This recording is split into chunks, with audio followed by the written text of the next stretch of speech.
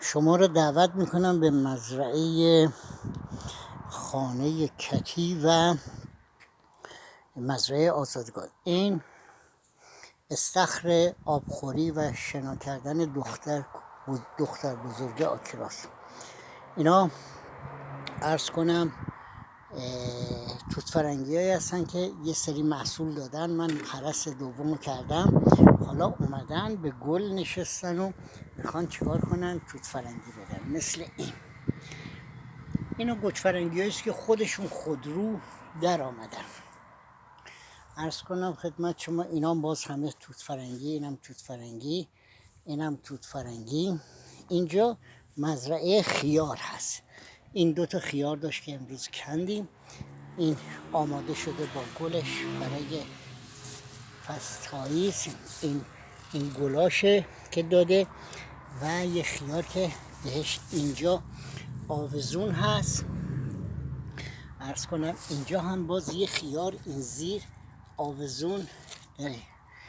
اینا تخمش رو ریختیم و تخم نیل اطلسیه همینجوری ریختیم تو اینا و بعد خوش شده بود. من اومدم آب داره سانی کردم. اینجا مزرعه گل کلم ماست. توجه بفرمایید، این گل کلم ماست.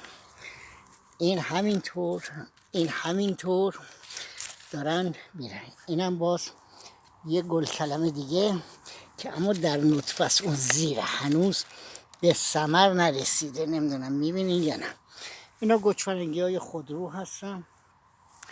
این بادمجون سفید ماست. میبینید این بهش میگن بادمجون سفید. یه هفته نبودیم. اون وری یه بادمجون دلمه‌ای بنفشه.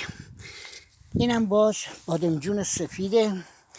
همینطور بادمجون بنفش دلمه‌ای پر شده.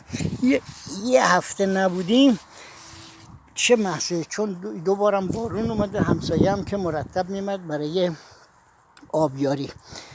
حالا هنوز فرصت نداشتم.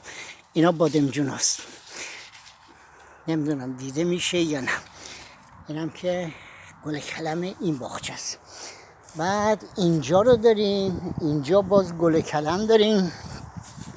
اینجا باز دو تا فقره گل کلم داریم. اون زیر برگاست، نمیتونم بکنم برگاش میشم. اینجا مزرعه کدوی ماست. ببینید در عرض یه هفته چه کدویی به ما داده. میبینید چه کدویی. حالا نمیدونیم باید چیکار بکنیم. نمیدونیم الان اینقدر بزرگ شده قابل خوردن هست یا نه. اینا همه کدو هستن. دو جور کدوه. کدوی سبز داریم که این کدوی سبزه. این وریا اینم کدوی سبزه. این کدوی زرده. طعم و مزهش همونه، اما چی هست؟ رنگش زرده. این کدوه. بعد عرض کنم اینجا مزرعه گوجه فرنگی ماست. اینا تخما رو من از ایران آوردم. از این گوجه فرنگی هایی که ما بهش میگیم گوجه فرنگی گاوی، هر کدومشون نیم کیلوه. هنوز نرسیده. اگر برسه هر کدومشون میشه نیم کیلو. امسال فلفل کاشتم، فلفلم عمل نیامد. یعنی خودم نبودم دیگه، اومدم تازه بهشون رسیدم و علف زدایی که الان چقدر علف در اومده. باز دوباره علف زدایی کردم. این فلفل ها در اومده. اینم خود فلفلشه، از اون فلفل های چیلیه. بعد عرض کنم خدمت شما این باغچه اول ما. اون گوچ فرنگی رو خیلی بزرگه، هنوز نرسیدن اینا. بعد عرض کنم خدمت شما اینجا محصول دوم ماست، باغچه دوم ماست. ببینید چقدر ماشاءالله داده. همسایه سپردیم، آقا بیا این گوچ فرنگی ها رو بکن اینا خراب نشه. اومده بوده در این فاصله آب میداده. یک جعبه گوچ فرنگی دیده بوده داره خراب میشه، میخواد بریزه. اومده بوده و یه جعبه بزرگ کنده بوده، برده بوده به دو تا همسایه های جلوییمون داده بوده و عرض کنم خدمت شما خودشون هم خوردن.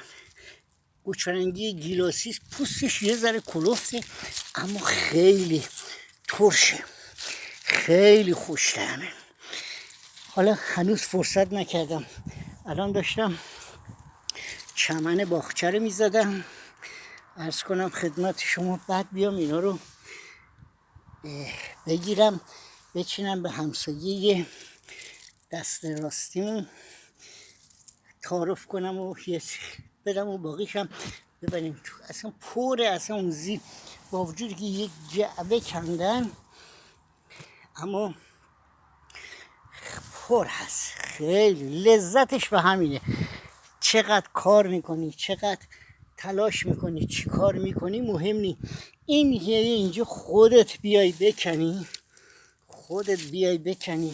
و ورداری بلا بلا پر ماشاءالله، پر ماشاءالله لذتی داره. همین زیراش نگاه میکنی کندنش خیلی طول میکشه که خسارت هم به اصل واقعه نزنی. این سومین کتر هست به قول معروف. البته اینا همه افتاده بودن، اینا من که اومدم همه رو کشیدم بالا و اگه خودم بودم و میرسیدم مسلما بیشتر محصول میدادم. من اومدم همه اینا رو هم خوابیده بودن، علف هرز پر کرده بود. اینم سومی، اینم چهارمی باز از اون گوجفرنگی های مردونه است. هری برسه هر کدومش بالای 250